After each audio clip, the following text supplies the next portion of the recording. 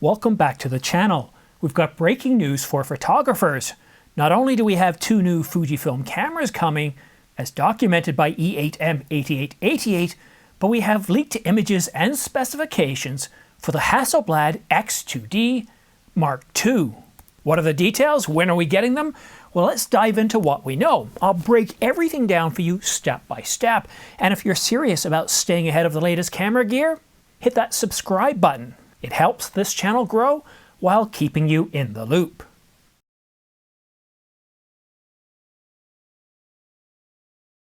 E8M8888 is a reliable Chinese blogger that's known for uncovering camera registrations. And according to E8M8888, Fujifilm has just registered two models, FF25001 and FF25003. Now these registrations, they normally indicate that a camera is going to be announced somewhere within 1 to 3 months, and that's been the trend for the past 10 to 20 years. However, since 2020, things have, well, we've gone past that 1 to 3 months a little bit. We've seen cameras go as long as 6 months or even a year before we get an announcement from the registration date. But there are signs pointing to some event happening shortly, which I'll get to, that could indicate something happening very soon. So, which cameras are on the short list? FF25001 supports multi-band wireless, and this suggests that at the very least it's a mid-range camera, but it could also be a high-end model. And it's likely that anticipated Fujifilm XE5. But FF25003 just has a single band wireless, and that's typically for entry-level cameras. And photo rumors suggest that the Fujifilm XE5 will have a 40 megapixels X-trans sensor, an APS-C sensor, with IBIS, and bring many enhancements over the XE4. But back to that timeline. Fujifilm's X Summit is set for June the 12th, and that's in Shanghai, China. And while previous rumors had indicated that we were getting two camera announcements at that event, it's now looking like we're just getting one camera, and that it's going to be the Fujifilm XE5.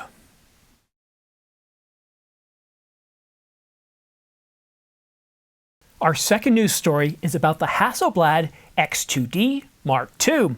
We've got a full set of leaked images, as you can see right here, as well as specifications. The only problem I have with this first image is it looks rather, well, run down, like it's a 100-year-old camera instead of a camera that's about to be released. Anyhow, so we do see a lot of information from the placement of various buttons, such as the shutter button, the ISO, WB button, mode button, and all that sort of stuff. On the back, we get to see the EVF and the EVF cup, as well as the browse button, the menu button, ambient light sensor, and all that wonderful stuff. On the bottom, not too much going on here. We've got the tripod thread, you've got the battery release lever, and the battery slot. And a lot of you are going to like that 1 terabyte of internal storage, 1 terabyte SSD or NVMe, and it's going to have a 100 megapixel resolution. Now, in terms of other important bits, well, I'm happy to report that, of course, it's going to have a CF Express Type B card slot. No mention of two. Two would be nice. You know what? I love CF Express Type B. I think it's incredible. But I think if you're going to put a CF Express Type B card slot in a camera, at the very least, just go ahead and put in two. It does make our life as photographers and videographers just that so much better. All right, other specifications. I haven't had a chance to memorize these yet because everything has just come in from overseas. LiDAR focus. So we got that LiDAR focus system, 16-bit color depth, but it doesn't indicate in which modes.